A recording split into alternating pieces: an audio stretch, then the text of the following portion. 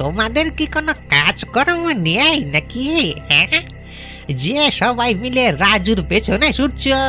কেন, এমন কথা কেন বলছেন? বলছি তার কারণ হলো, একজন পরোটাওয়ালাকে নিয়ে তোমাদের এত মাতামাতি কেন? হ্যাঁ, এটাই তো বুঝতে পারি না। আরে পরোটা কি বাপু শুধু রাজুই বিক্রি করে? আরে আর কি বিক্রি করে না নাকি? পথে ঘাটে আনাচে কানাচে কত লোক বসে পরোটা বিক্রি করছে, আর তারা ওর থেকেও ভালো মানের পরোটা বিক্রি করে, আর তোমরা শুধু ছুটে বেড়াচ্ছ রাজুর পেছনে। শুনেছি নাকি ডাক্তার থেকে পুলিশ এমনকি বিধায়ক পর্যন্ত ওই পরোটা খাওয়ার জন্য ছুটে যাচ্ছে। বাবা বাবা, ওই কেন রে বাপু? হ্যাঁ কেন? ওর পরোটাতে কি মধু দেওয়া আছে নাকি? যে সবাই একেবারে মৌমাছির মতো ভান ভান করছে।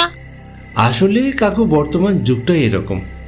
একজন যদি একবার কোনো রকমে ভাইরাল হয়, সমস্ত ব্লগাররা তার পিছন পিছন ছুটছে, যদি তার ভিডিও করে নিজের ভিডিও ভাইরাল করা যায়।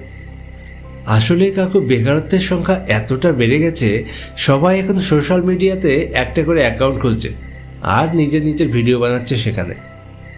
হ্যাঁ, প্রচার বাপু, প্রচার। সবই তো এখন ওই প্রচারের জন্যই।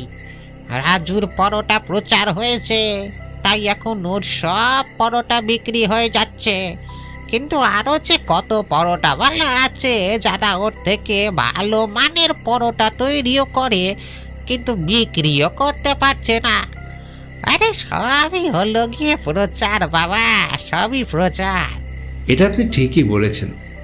বিজ্ঞাপন বা প্রচার হলে খারাপ জিনিসও মানুষ কিনে নিয়ে চলে যায়, আর প্রচার না পেলে ভালো মানের জিনিস বা খাবারও বিক্রি হয় না।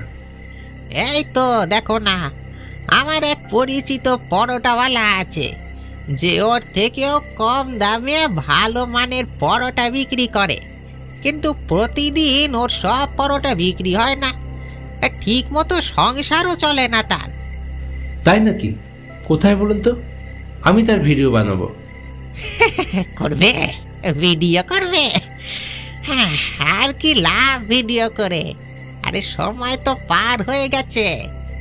সময় পার হয়ে গেছে মানে? ঠিক বুঝলাম না। আর বাপু বুঝছো না?